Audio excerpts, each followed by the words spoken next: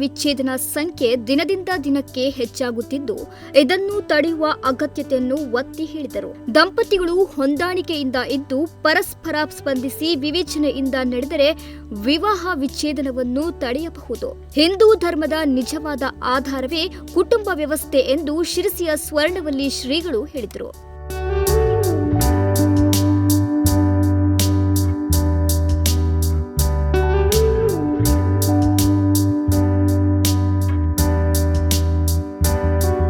ಶ್ರೀ ಸೊಂದಾ ಸ್ವರ್ಣವಲ್ಲಿ ಮಹಾಸಂಸ್ಥಾನದಲ್ಲಿ ಆಯೋಜಿಸಿದ್ದ ಧನ್ಯೋ ಗೃಹಸ್ಥಾಶ್ರಮ ದಂಪತಿ ಶಿಬಿರದ ಶಿಬಿರಾರ್ಥಿಗಳನ್ನು ಉದ್ದೇಶಿಸಿ ಮಾತನಾಡಿದ ಶ್ರೀಗಳು, ಇತ್ತೀಚಿನ ದಿನಗಳಲ್ಲಿ ಕುಟುಂಬ ವ್ಯವಸ್ಥೆ ಶಿಥಿಲವಾಗುತ್ತಿರುವ ಬಗ್ಗೆ ಕಳಕಳಿ ವ್ಯಕ್ತಪಡಿಸಿ ನವ ದಂಪತಿಗಳಿಗೆ ಸೂಕ್ತ ಮಾರ್ಗದರ್ಶನವನ್ನು ಸಕಾಲದಲ್ಲಿ ನೀಡಿದರೆ ಮುಂದೆ ಹುಟ್ಟುವ ಪ್ರಜೆಗಳು ಧರ್ಮ ಪ್ರಜೆಗಳಾಗಿ ಹುಟ್ಟುತ್ತಾರೆ ಎಂದರು.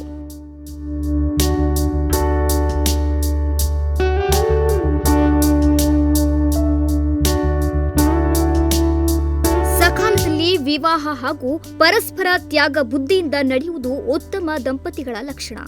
ಲಕ್ಷ್ಮೀ ನಾರಾಯಣರ ಸ್ವರೂಪದಂತಿರುವ ಎಲ್ಲ ದಂಪತಿಗಳು ಲಕ್ಷ್ಮೀ ನಾರಾಯಣರ ಸ್ವರೂಪದ ಚಿಂತನೆಯೊಂದಿಗೆ ತಮ್ಮ ದಾಂಪತ್ಯ ಜೀವನವನ್ನು ನಡೆಸಬೇಕು ಎಂದು ಹೇಳಿದರು.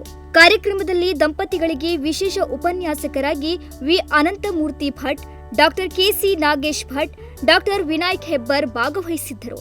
ಶಿಬಿರದಲ್ಲಿ ಸುಮಾರು 25ಕ್ಕೂ ಹೆಚ್ಚು ದಂಪತಿಗಳು ಈ ಶಿಬಿರದ ಪ್ರಯೋಜನ ಪಡೆದರು. Nudisiri news desk, Sirsi.